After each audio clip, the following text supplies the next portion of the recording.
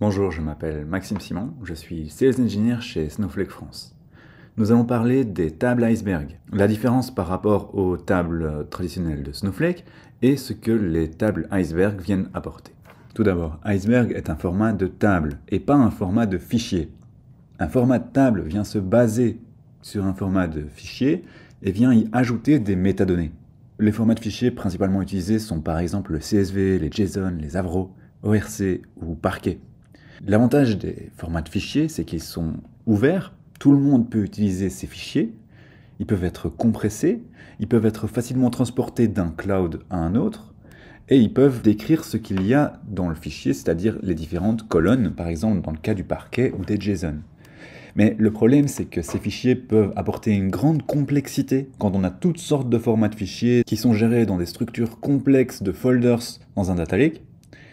Ensuite, il peut être compliqué de transformer ces fichiers en table avec une structure pour écrire du code SQL dessus. Différents outils vont utiliser ces fichiers de façon différente, ils vont créer des fichiers de taille différente, ils vont les compresser différemment, ils vont les lire différemment.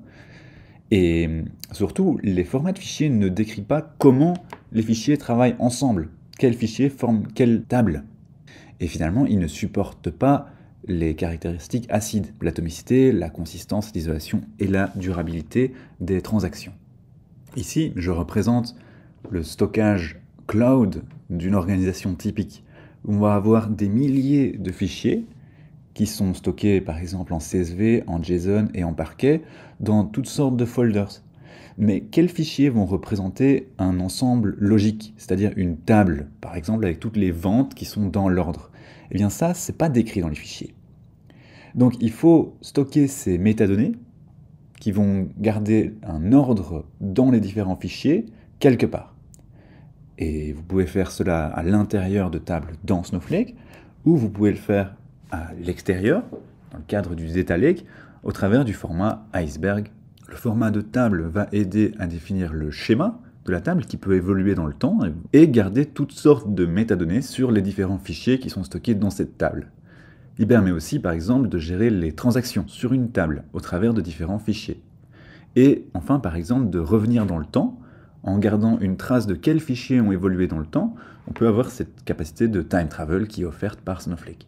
Le format iceberg a pour but de permettre d'analyser de grandes quantités de fichiers avec une très bonne performance.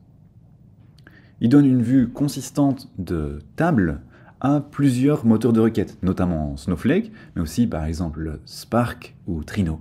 Il donne l'acidité aux transactions sur les tables qui sont maintenues dans Iceberg et il permet une évolution des schémas dans le temps, donc on peut rajouter des colonnes ou modifier des colonnes de table. Il est agnostique par rapport au moteur d'exécution et il est soutenu par une large communauté open source qui vient contribuer au projet. Un exemple concret sur S3, Iceberg se manifeste au travers de deux folders différents. Un folder qui va contenir la métadonnée des différentes tables et un folder qui va contenir les données en elles-mêmes. Au-dessus, vous voyez trois types de fichiers ici, des fichiers de metadata et deux types de manifestes. Et ensuite, en dessous, vous voyez des fichiers Parquet qui contiennent les données en elles-mêmes. Donc une table sera composée de fichiers de metadata en JSON, de fichiers manifestes en Avro qui ne font que quelques kilobytes et qui vont suivre l'évolution de la table dans le temps. Les données en elles-mêmes sont stockées au format colonne Parquet dans un folder data qui leur est dédié.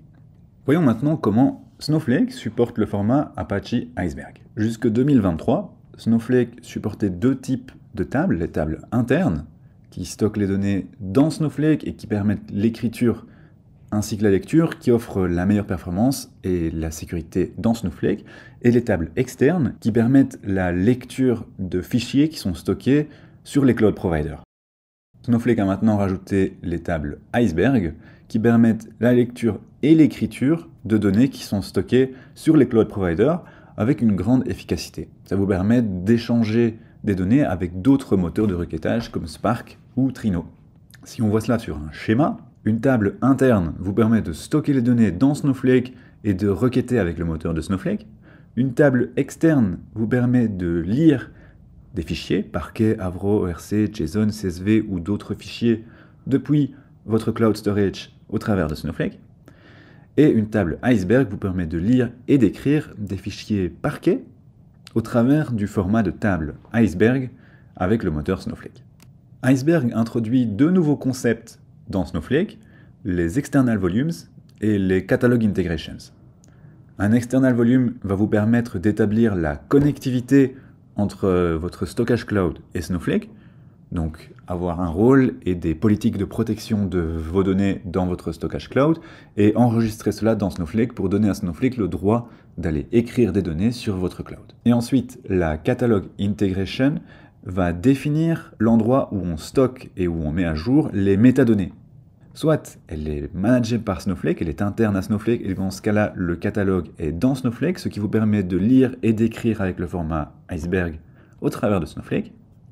Soit le catalogue est géré à l'extérieur de Snowflake, et dans ce cas-là, Snowflake a un accès en lecture seule à vos données.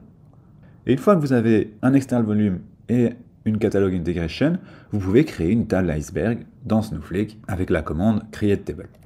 Et comment est-ce que ça marche en pratique? Quand le catalogue est géré par Snowflake, vous allez insérer des données dans le moteur de Snowflake et créer une table Iceberg. Au moment de l'insertion des données, nous allons mettre à jour le catalogue dans Snowflake et stocker les données en elles-mêmes sur votre cloud storage au format Parquet avec le format de table Iceberg. Donc il faudra un external volume pour donner à Snowflake la permission d'écrire sur votre cloud storage. Et ensuite, toutes les métadonnées seront maintenues dans Snowflake. Quand un autre moteur veut accéder à ces données, par exemple Spark, il va aller lire les métadonnées du catalogue Snowflake et lire les données depuis votre cloud storage. Dans le cas d'un catalogue géré à l'extérieur de Snowflake, par exemple ici avec Apache Spark, les données seront écrites par Apache Spark sur votre cloud storage au format Parquet avec le format de table Iceberg, et en même temps, des snapshots seront écrits dans le catalogue géré par Spark. Quand vous voulez lire ces données avec Snowflake, vous créerez un external volume pour lire les données du cloud storage et une intégration de catalogue pour aller lire le catalogue qui est maintenu par Spark. Grâce à ça, vous accédez au schéma et au snapshot du catalogue et puis vous allez lire les données en elles-mêmes sur votre cloud storage. Si vous créez une table gérée avec un catalogue externe, par exemple par Spark, et que vous voulez ensuite la transformer en table gérée avec un catalogue interne à Snowflake, vous pouvez le faire avec une commande SQL très simple, alter iceberg table, convert to managed. Et dans ce cas-là, le catalogue va être répliqué vers Snowflake et ensuite le catalogue sera géré par Snowflake. Les données en elles-mêmes ne bougent pas. Voyons ensemble comment ça marche en pratique.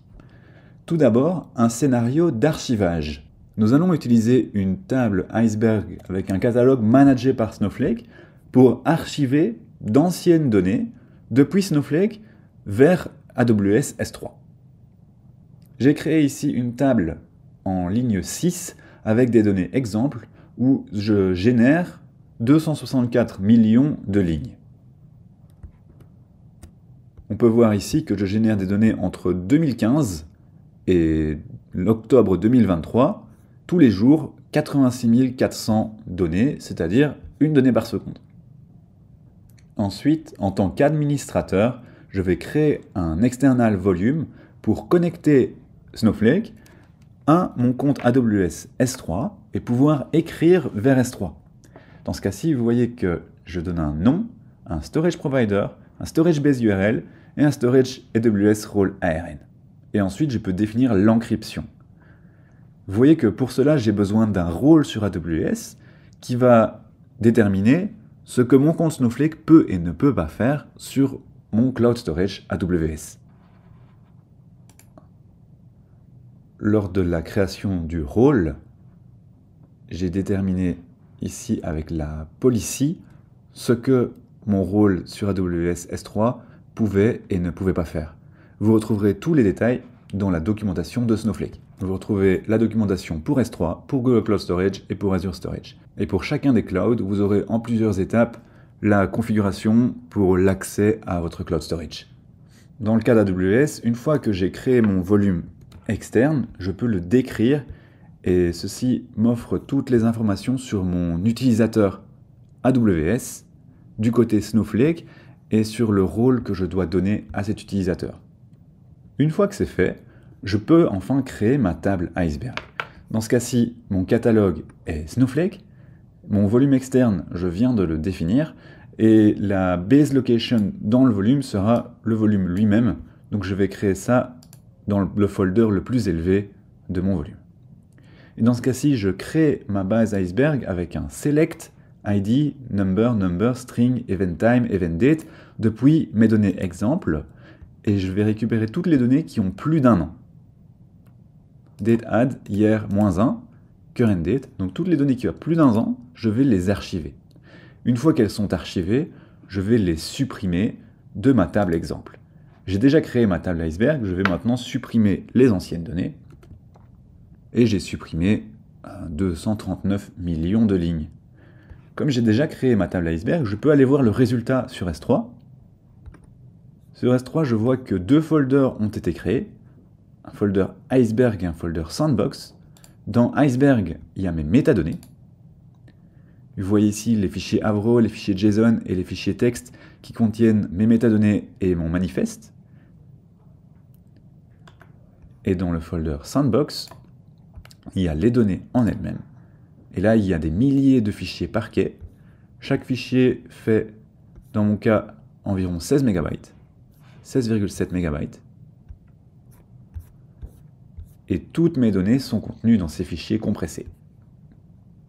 Pour ce cas d'usage, je peux facilement automatiser l'archivage en créant une task Iceberg Lifecycle Task avec un schedule pour par exemple la faire tourner tous les jours, toutes les semaines ou tous les mois. Je peux facilement archiver les données qui ont plus d'un an et puis venir supprimer depuis ma table interne les données qui ont plus d'un an.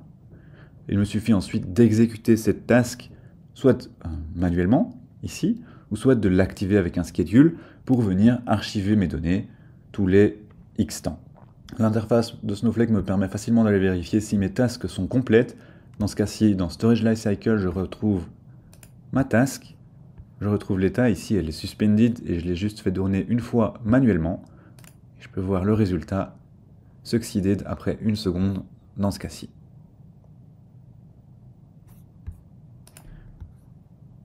Je retourne sur ma feuille de travail.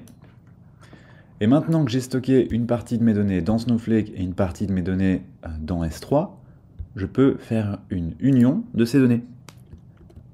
Je crée une vue Iceberg All Example Data qui va faire une union des données dans Snowflake et une union des données archivées dans S3. Et je peux ensuite prendre par exemple un count des données dans Snowflake. Il me reste 24 millions de données dans Snowflake pour cette année. Un compte des données dans S3, où j'ai 239 millions de données, et un compte de tout, qui prend lui beaucoup plus longtemps parce qu'il est nécessaire de scanner les données, mais où là je retrouve mes 264 millions de lignes. Et si je veux tester le pruning de mes données, je peux par exemple faire une requête pour toutes les données après 2022, où je vais aller rechercher toutes les données sur Snowflake et une partie des données sur S3.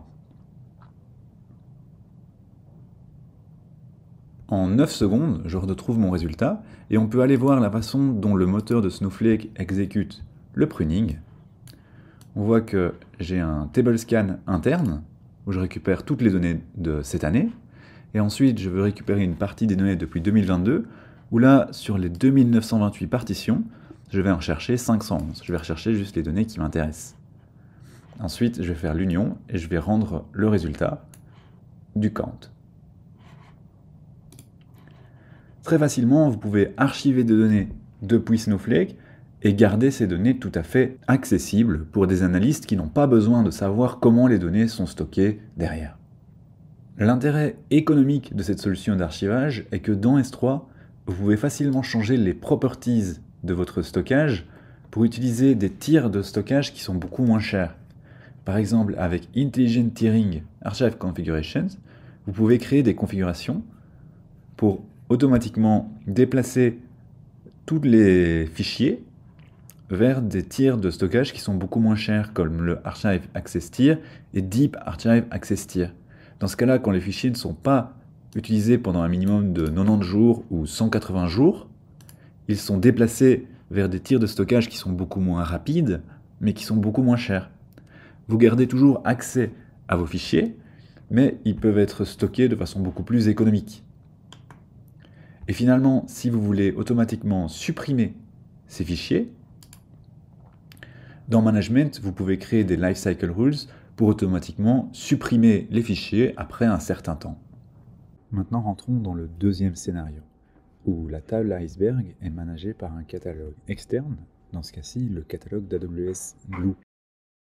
Dans Glue, ici, nous allons entrer dans le Visual ETL et créer un job ETL qui va insérer des données dans une table iceberg managée dans le catalogue de Glue. Je vais récupérer ces données depuis Amazon S3. Ici, ce sont des fichiers parquet.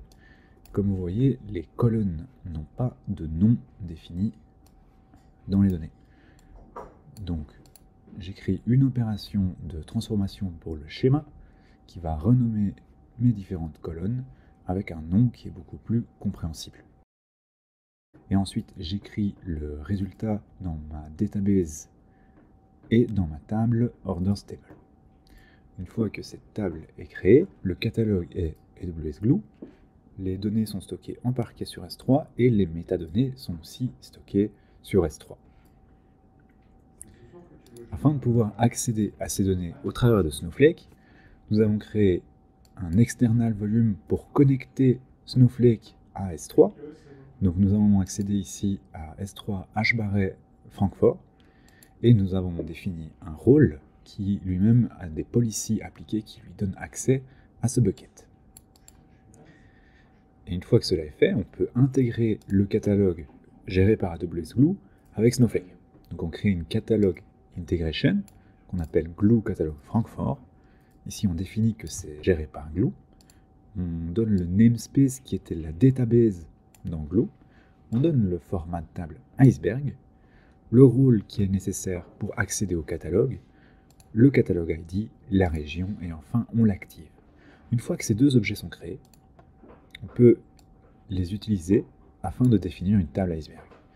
Avec la syntaxe create iceberg table, on définit l'external volume, on définit le catalogue, le namespace et on donne un nom à notre table.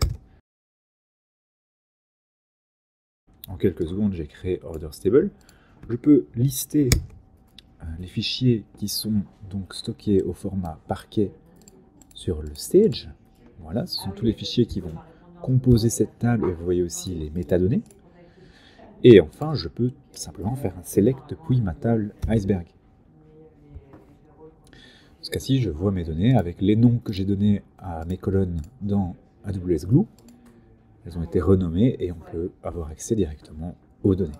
Si je fais un count, je vois que j'ai 1 500 000 lignes et ça revient en quelques millisecondes. Je peux aussi lancer une opération analytique. Dans ce cas-ci, faire des agrégations comme des counts, des sums, et en quelques millisecondes, j'ai des résultats sur 1,5 million de données. Par contre, étant donné que ces données sont gérées par Glue, je ne peux pas les supprimer, les éditer ou rajouter des données. J'ai un accès en lecture seul, donc si je fais un truncate, j'ai une erreur qui me dit que je n'ai pas le droit de le faire. Si je veux gérer ces données au travers de Snowflake, eh bien c'est tout simple. Il y a une commande alter table qui me permet de convertir cette table en une table managée dans Snowflake. Et dans ce cas-là, je dois définir un endroit où je vais stocker les métadonnées. Ça va être dans S3 et je vais utiliser le folder qui va s'appeler Managed. Donc maintenant, si je fais un list de mon stage S3 dans le folder Managed, je vais y découvrir toutes mes métadonnées. Les différents fichiers Avro et les différents fichiers de metadata de ma table iceberg. Et je peux continuer à l'utiliser exactement de la même façon. Par exemple, lancer un select star. Voilà, en quelques millisecondes, j'ai le résultat de mon select star. Lancer un count, j'ai toujours 1 500 000 lignes qui n'ont pas bougé. Je n'ai pas fait bouger les données, j'ai juste fait une copie des métadonnées qui maintenant est gérée par Snowflake. Et donc, je peux lancer mes opérations analytiques, mais je peux aussi insérer ou supprimer des données. Par exemple, faire un truncate. Et dans le cas où je fais un truncate, je vois que toutes mes données disparaissent. Maintenant, si je fais un count, j'ai plus que 0 données. Et ça veut dire que j'ai aussi accès à toutes les autres opérations de Snowflake, par exemple le time travel. Donc je peux faire un select count mais pas à cet instant T, mais par exemple il y a 60 secondes. Et là je retourne il y a 60 secondes et je retourne à un moment où j'avais 1 500 000 lignes dans ma table. Voilà comment on peut utiliser Iceberg avec Snowflake et un catalogue externe, dans ce cas-ci Glue, pour faire communiquer deux systèmes entre eux sur la même copie de données.